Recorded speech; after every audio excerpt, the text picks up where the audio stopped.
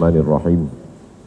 Assalamualaikum warahmatullahi wabarakatuh.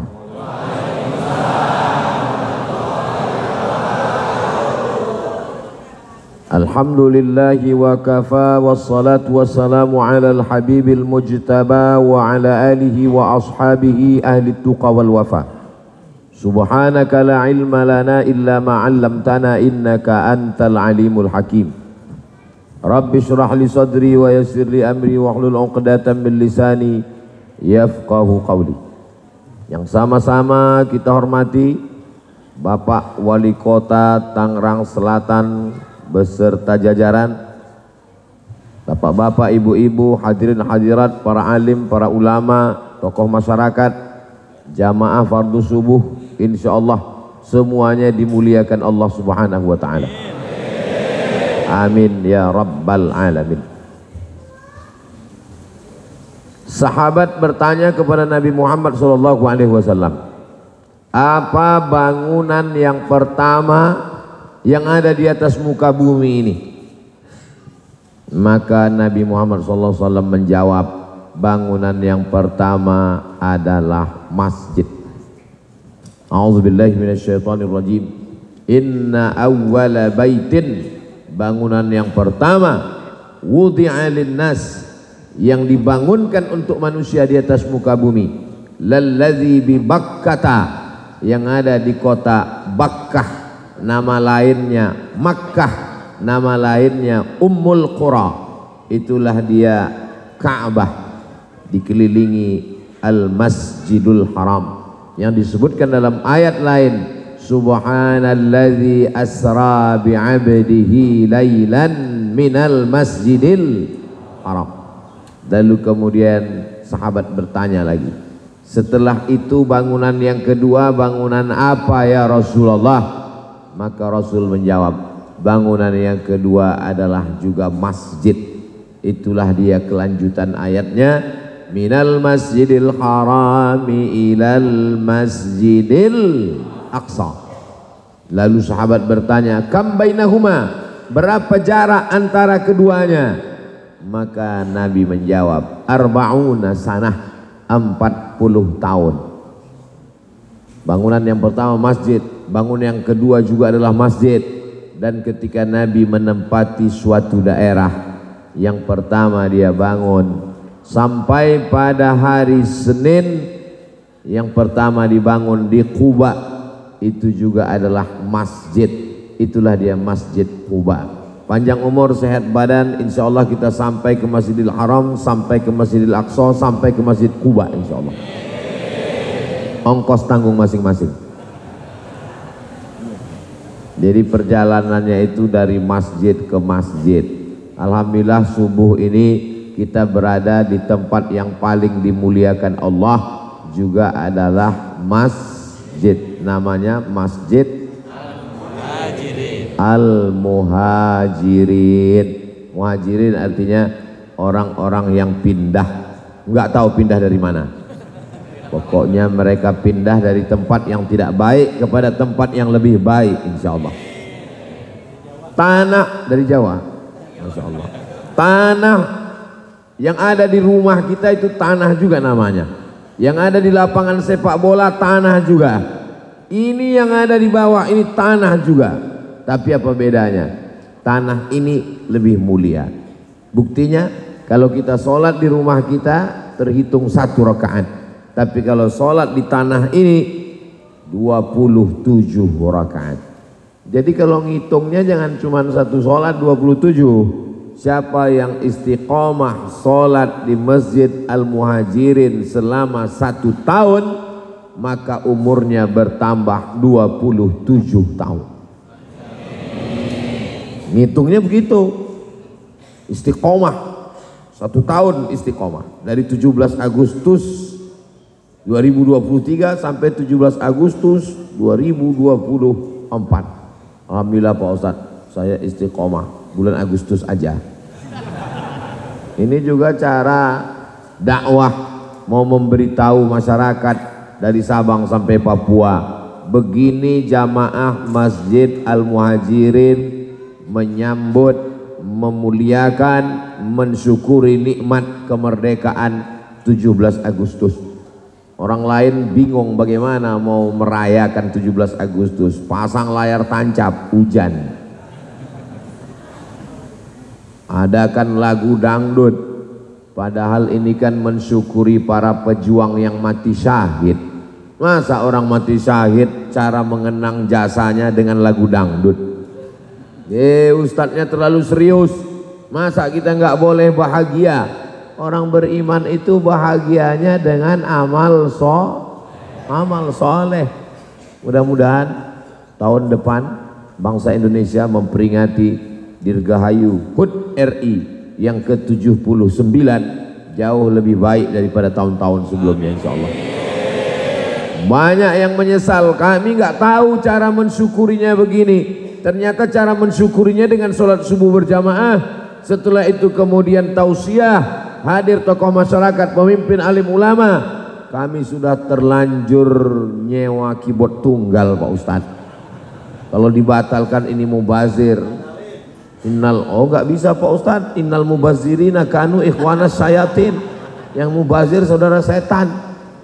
Maka tahun depan dia sudah tahu caranya, cara mensyukurinya berkumpul bersama-sama di masjid, membacakan Al-Fatihah untuk para syuhada yang sudah habis hartanya, darahnya tumpah, nyawanya melayang. Untuk mereka semua kita bacakan Al-Fatihah. A'udzubillahi minasyaitonirrajim. Bismillahirrahmanirrahim. Alhamdulillahirabbil alamin arrahmanir rahim maliki yaumiddin. Iyyaka na'budu wa iyyaka nasta'in ihdinas siratal mustaqim siratal ladzina an'amta 'alaihim ghairil maghdubi 'alaihim waladdallin. Amin. Mudah-mudahan kita mendapatkan keberkahan mereka insyaallah. Masjidnya ini dibangun dengan dana 6, sekian miliar. Jadi masjidnya 6,7 miliar. Hitung-hitung ya 7 miliar lah. Mudah cara mengingatnya. Tawaf 7 putaran, sa'i bolak-balik 7, hari ada 7, biayanya juga 7 miliar. Jadi nanti kalau ada yang bertanya, itu Masjid Al-Muhajirin berapa itu? Waduh, nggak ingat kemarin berapa, 7 miliar. Masjidnya luar biasa. Beberapa menit sekali warna lampunya ganti. Kaca. Maka jamaah banyak terkadang perlu dibuatkan layar di luar. Karena mereka merasa sedang berada di kamar tertutup. Tapi di Masjid Al-Muhajirin bisa ngelihat kita. Dan kami melihat dari dalam keluar ini seperti ceramah dalam akuarium ini sekarang. Luar biasa. Kaligrafinya juga cantik, Asmaul Husna. Di pintu-pintu tertulis Allah Muhammad. Ketika Nabi Muhammad SAW belum ada lagi wujudnya dalam bentuk darah, daging, kulit, kuku, tulang. Ketika itu Nabi Adam alaihissalam sudah ada. Karena Nabi urutannya adalah Adam, Idris, Nuh sampai Sayyidina wa Maulana Muhammad sallallahu alaihi wasallam. Nabi Adam kata Allah Ta'ala, la taqraba hadhihi syajarah, jangan dekati pohon ini, pohon khuldi, fatakuna minaz zalimin, nanti kamu akan jadi orang zalim.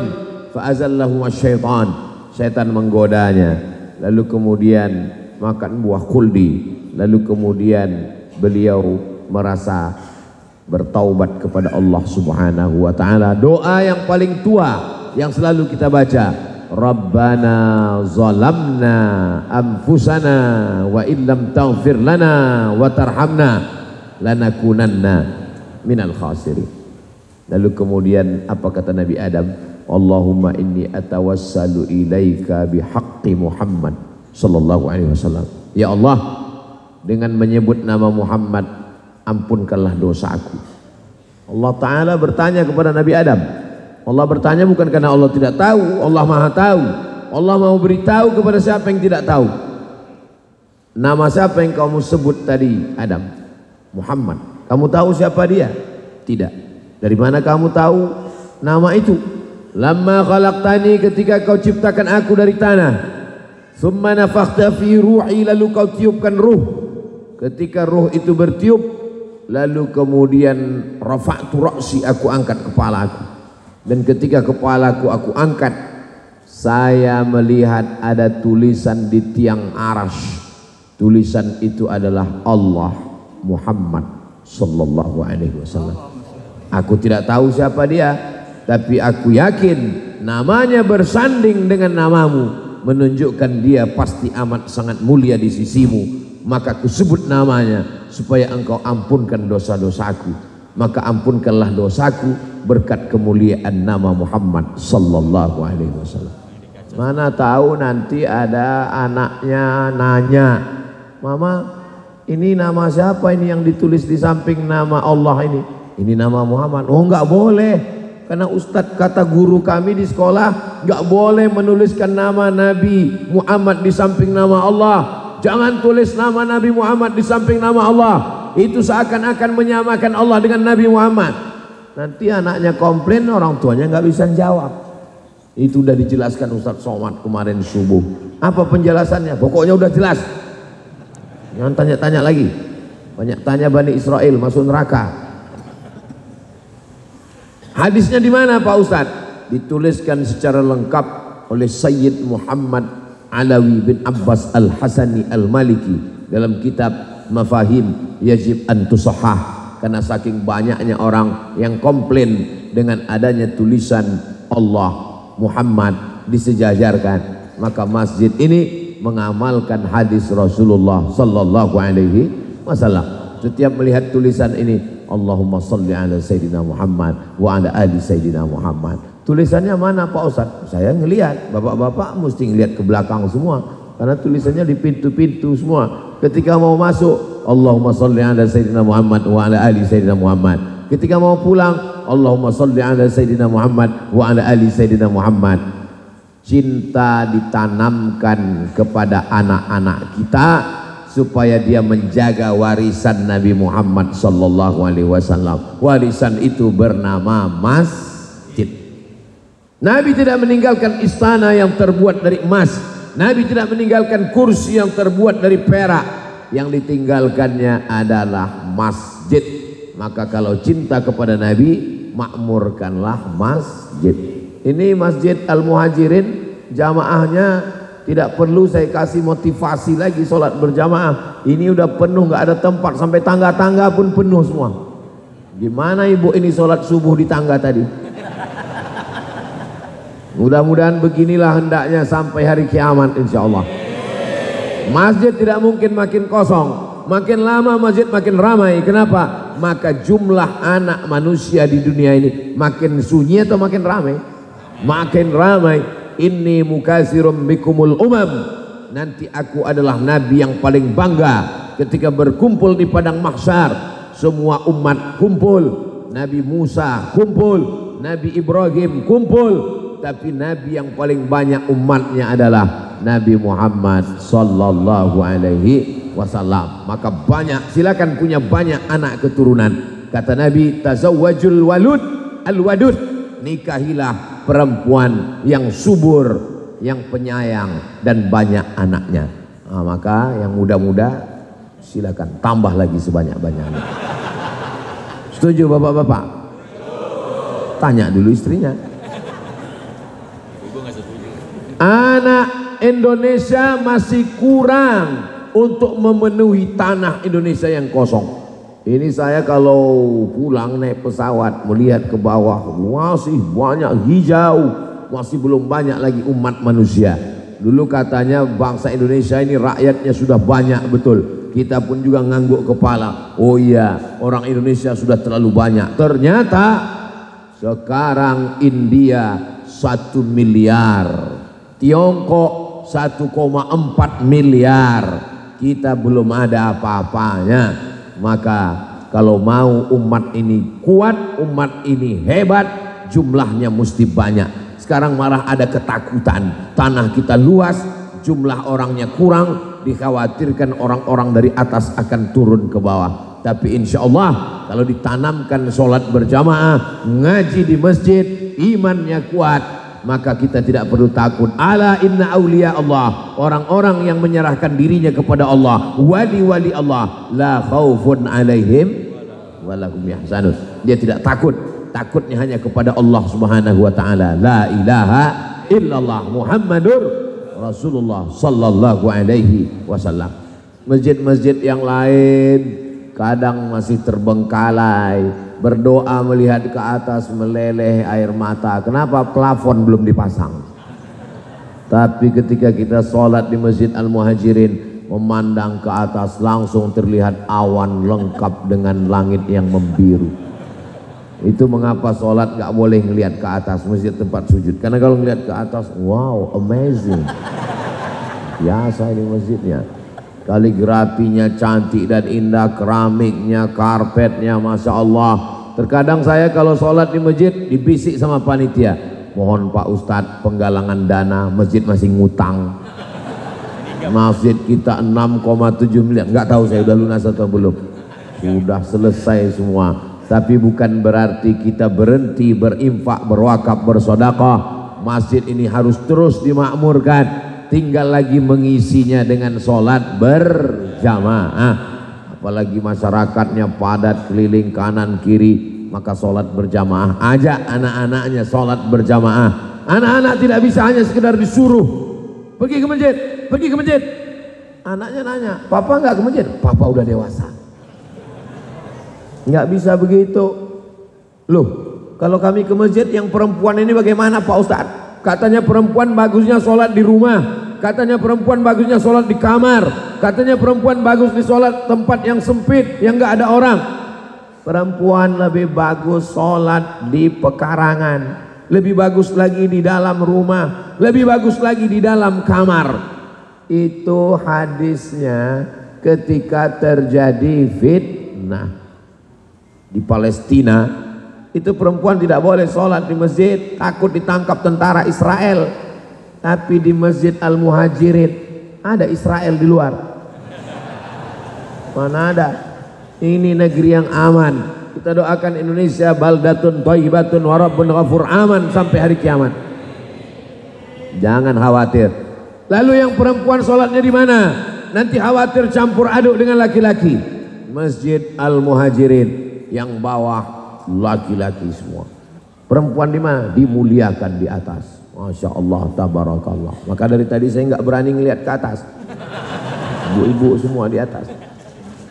Bapak Ibu yang dimuliakan Allah Subhanahu wa taala, anaknya bawa perempuan ke masjid, tentu dengan menjaga adab-adab. Jadi saya dikirim WhatsApp sama kakak kelas saya, Ustadz juga. Kata dia, pantesan mat perempuan itu dilarang ke masjid. Kenapa? Saya bilang, tadi saya ke masjid, terus masjid itu pakai tirai, hampir saya pingsan. Kenapa? Waktu saya masuk orang belum ada, saya sendiri. Tiba-tiba saya dengar suara dari balik tirai,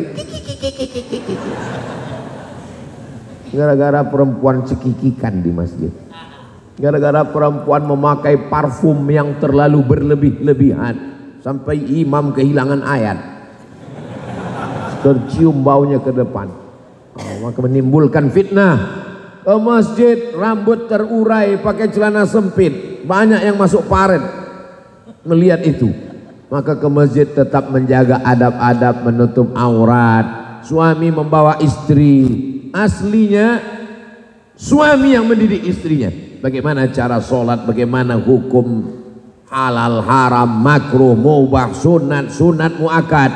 Tapi karena suaminya tidak mengerti agama, alhamdulillah dibawa ke masjid, ngaji. Ini ngaji sekarang orang udah nggak ke masjid lagi. Ngajinya kemana? Online. Sholatnya mana? Online juga.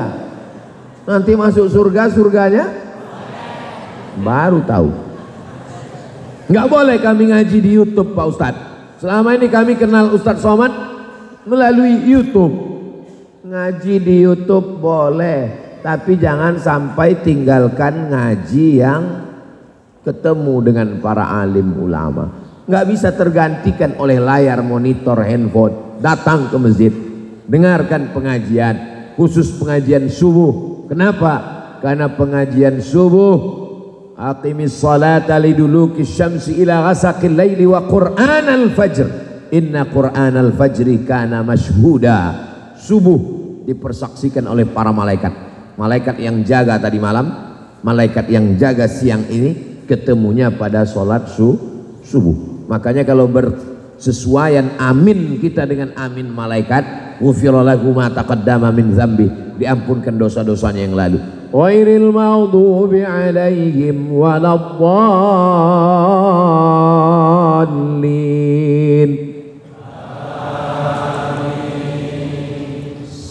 Ini banyak sekarang orang nggak mau bilang amin, dia diam aja. Waladdallin, amin. Bapak kok nggak bilang amin? Udah terwakili jamaah yang lain Pak Ustaz. Nggak bisa begitu.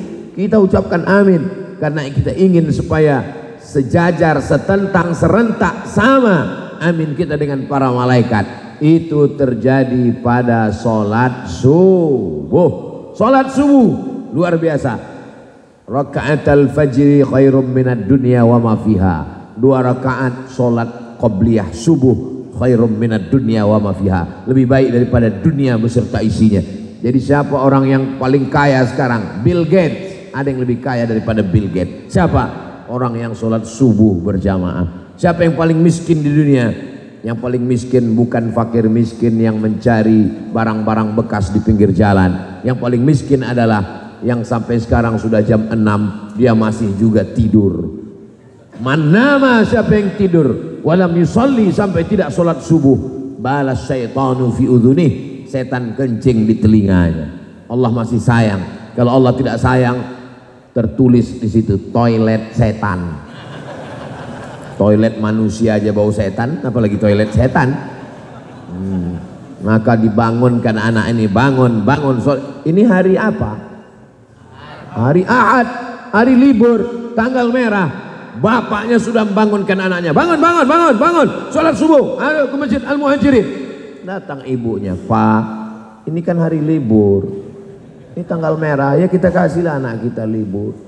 Ibu sama bapak mesti satu visi misi yang sama, gak bisa berbeda dalam mendidik anak, terutama membiasakan sholat ke masjid. Alhamdulillah subuh ini banyak anak-anak ke masjid. Oh, nggak ada, orang tua semua nih.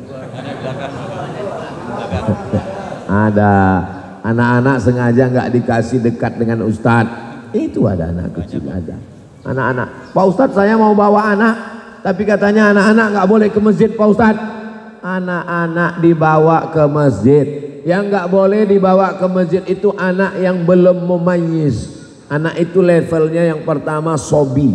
Sobi anak kecil belum mumayyiz. Di atas sobi mumayyiz. Mumayyiz yang sudah bisa membedakan baik buruk, makanan, kotoran. Kalau dia dilarang dia bisa diam. Bagaimana cara membedakannya Pak Ustadz? Kalau anak itu dikasih kode diam, dia diam. Itu udah bisa dibawa. Tapi kalau anak kecil kita ginikan, ya ginikan kita juga. Nah itu nggak bisa. Itu nggak bisa. Nah, jadi kalau kita sholat, sebelum kita takbiratul ihram, kita pandang ke belakang, kita kasih tahu sama dia. Dia pun diam, itu bisa. Karena kalau anak yang belum bisa ini, begitu kita lepas, dia lari. Beda sama di Masjidil Haram. Masjidil Haram saya lihat beberapa orang di sana, anak diikat pakai tali. Pakai tali, anaknya mau lari. Anak kecil jangan diletakkan di sop dewasa. Karena kalau anak kecil di sop dewasa, ini memutus sop. Kata Ustadz penceramah. Yang satu mengatakan, saya lihat kemarin di Makkah, di Madinah, anak kecil tetap bisa. Maka ini anak saya, apa urusan kamu? Wah, akhirnya kelahi. Sejak kelahi nggak ke masjid lagi. Ini mesti kita selesaikan dalam waktu yang sesingkat-singkatnya. Anak kecil ini pada hakikatnya boleh dibawa bersama sop orang dewasa. Lalu kenapa ulama mengatakan anak kecil bisa memutus sop? 2 sebab. Yang pertama, wuduknya kadang tidak sempurna. Makanya anak kita ajarkan wuduk.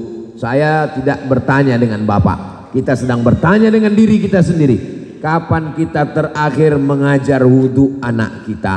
Nah, airnya mesti basah semua. Tangannya sampai siku. Kepalanya diusap bukan disiram. Ujung jari masuk ke lubang telinga. Ibu jari pada daun telinga.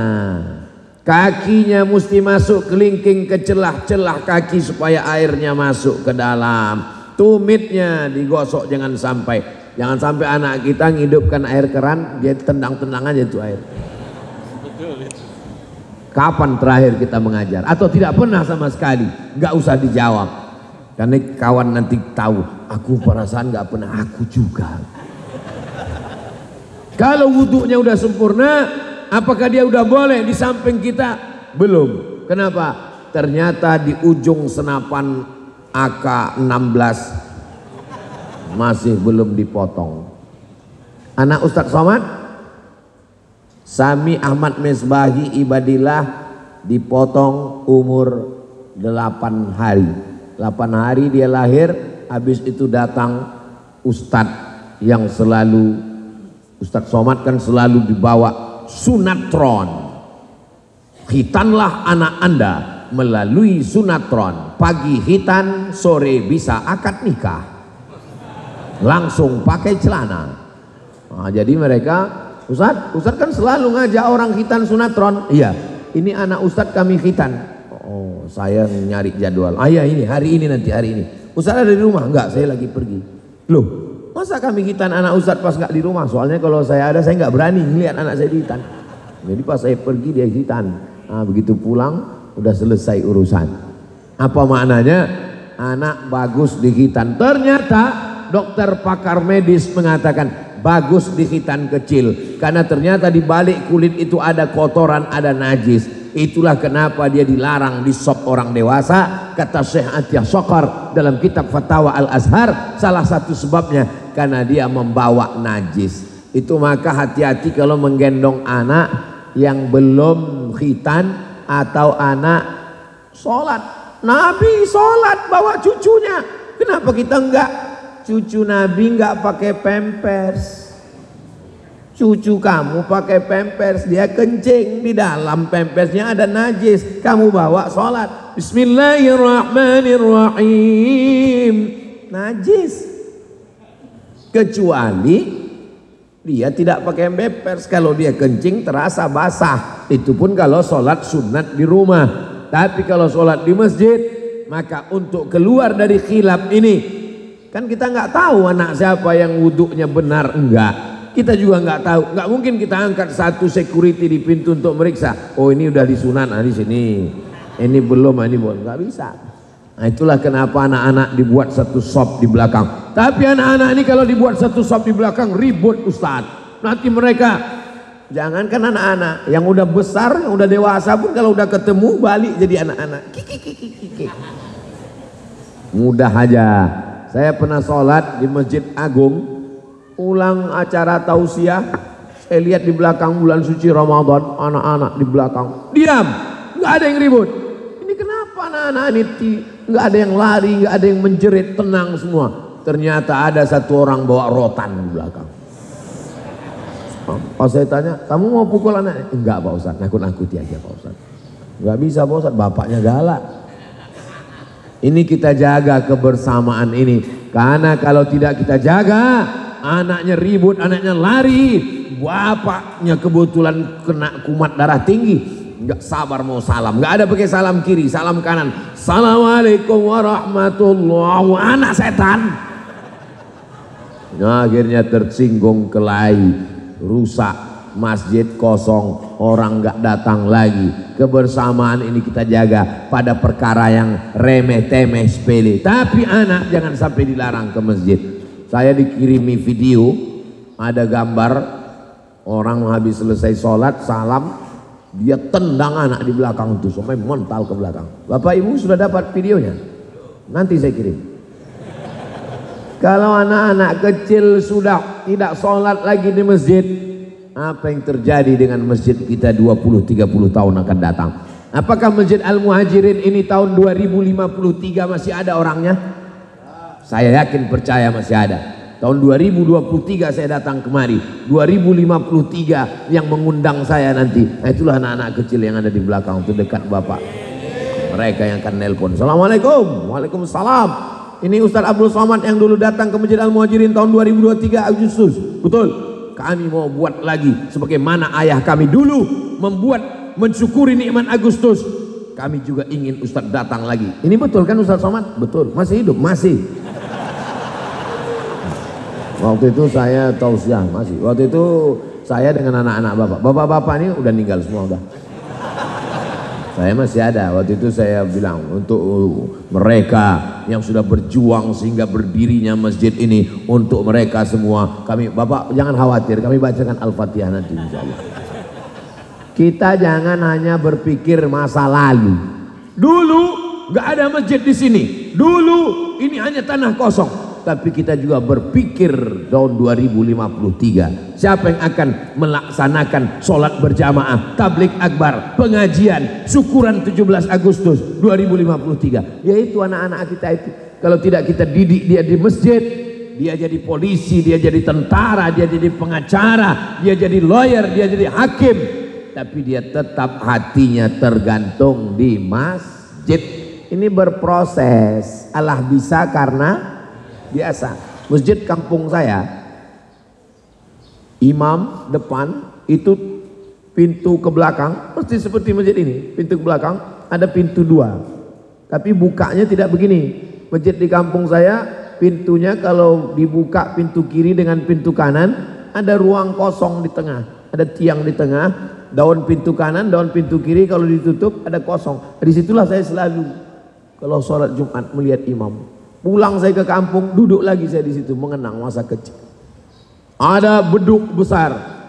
Sore jam-jam 6 waktu Sumatera belum azan maghrib, maghribnya 6.30. Jam 6 saya sudah datang situ di beduk itu, booking tempat duluan. Kawan-kawan saya yang datang nggak dapat, saya sudah duluan di situ. Mengenang masa kecil. Kita sedang membuat sejarah masa kecil untuk anak-anak kita. Maka bawa dia ke maghrib. Saya ketemu promotor band 6 bulan keliling Indonesia dari Sumatera sampai Papua, nggak pernah sholat Pak Ustadz. Saya kalau sudah bawa band keliling ini nggak pernah sholat Pak Ustadz. Jadi ceritanya Bapak tobat gimana? Awalnya saya tobat itu pas sore-sore sudah masang pentas mau show konser band nanti malam Pak Ustadz. Tiba-tiba pas sore saya lihat merah di ufuk barat. Tak lama azan maghrib berkumandang. Allahu Akbar, Allahu Akbar. Ketika itu saya terbayang ayah saya menarik tangan saya ke masjid Pak Ustadz. Terbayang wajahnya, meleleh air mata saya Pak Ustadz. Itulah yang menyebabkan saya tobat Pak Ustadz. Jadi anak-anak kita ini ada juga mungkin yang sempat nyasar tapi nggak terlalu jauh. Dia masih sempat ingat masjid. Jangan sampai anak kita setelah dewasa yang dia ingat, papa dulu selalu bawa karaoke. Ayah saya membawa saya ke masjid. Dulu kalian waktu 17 Agustus gimana? Waktu 17 Agustus ayah saya membawa saya beserta ibu saya ke masjid. Kami mensyukurinya dengan tablik akbar pengajian. Waktu itu Bapak Wali Kota, Majelis Ulama Indonesia, Dewan Masjid Indonesia, alim ulama, tokoh masyarakat semuanya hadir. Apa yang kita lakukan sekarang itu yang akan mereka lakukan di masa akan datang. Mudah-mudahan anak-anak kita selamat dari narkoba, selamat dari LGBT, selamat dari pergaulan bebas, tumbuh menjadi anak-anak yang soleh dan solihah insyaallah. Hari ini anak-anak kehilangan tokoh. Tidak ada yang bisa dijadikannya panutan.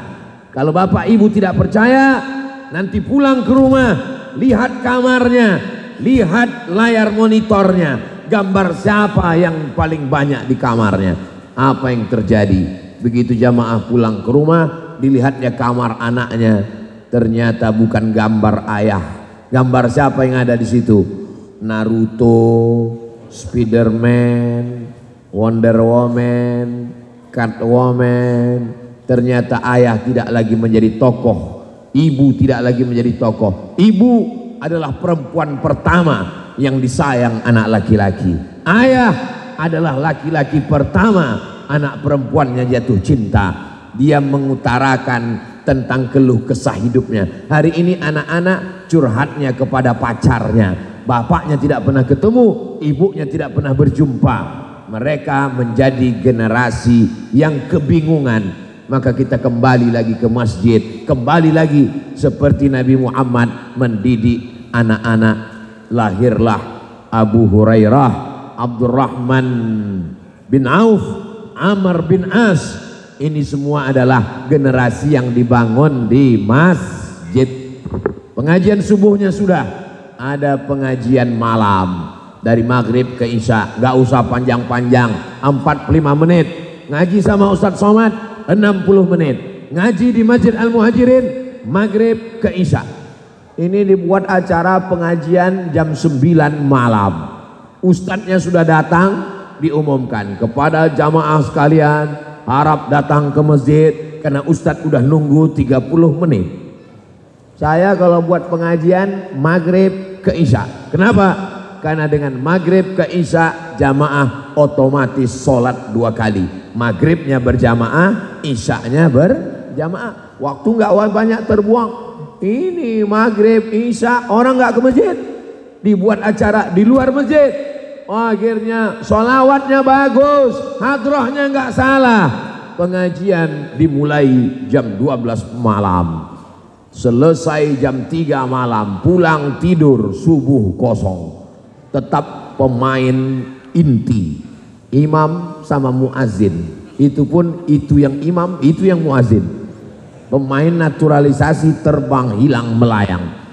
Bukti berhasilnya Masjid Al-Muhajirin bukan sekedar bangunan yang megah mewah cantik, bukan sekedar ramai waktu subuh peresmian tanda tangan Bapak Wali Kota, tapi ramai sholat berjamaah. Mudah-mudahan besok subuh seperti ini juga ramainya insya Allah. Ya tentu nggak bisa. Ini kan nggak semuanya satu. Ada yang jamaah masjid, musola, surau, langgar lain datang kemari. Jadi kalau besok kebetulan setengah dari ini, ya alhamdulillah. Kalau sampai nggak ada sama sekali satu sop nggak penuh, kadang beberapa masjid nih lebih banyak tiangnya daripada orang.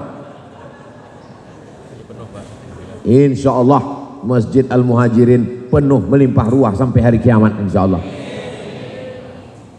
Sab'atun yudhilluhumullah, ada 7 golongan manusia yang mendapatkan naungan singgasana arsy Allah. Yauma la zilla illa zilluh. Hari itu tidak ada tempat bernaung kecuali Allah Subhanahu wa taala. Di antaranya rajulun qalbuhu mu'allaqun fil masajid, orang yang hatinya tergantung di masjid.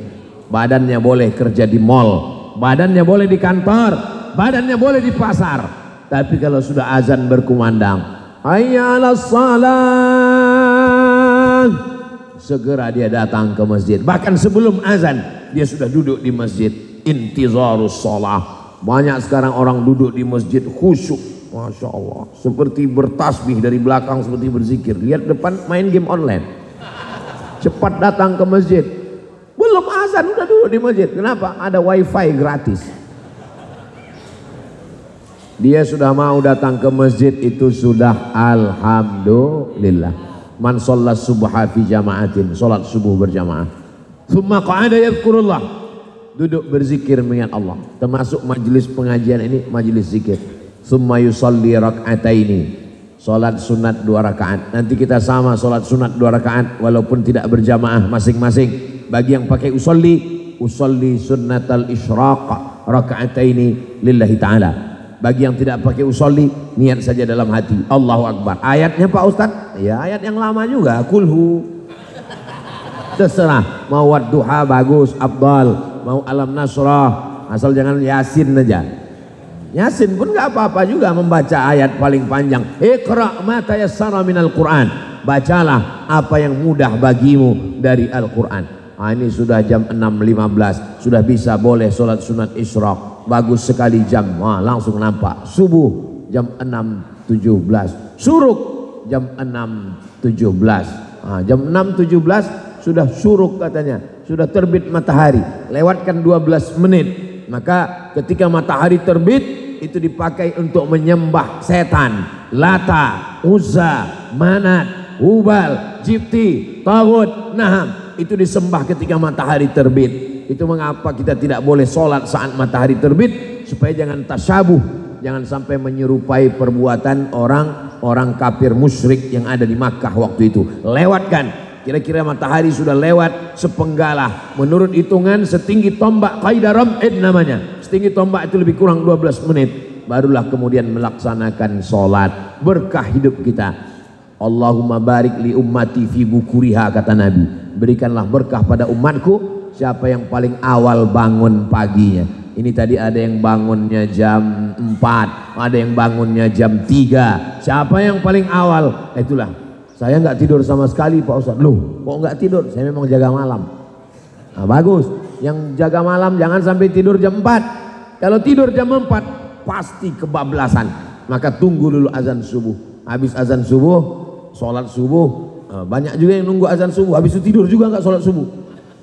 Sholat subuh dulu berjamaah. Man sholat subuh fi jama'atin, siapa yang sholat subuh berjamaah, faka'annama sholat laila kullah, dapat pahala seperti sholat sepanjang malam. Doakan Ustadz Somad bisa istiqomah dan kita semua istiqomah insyaallah.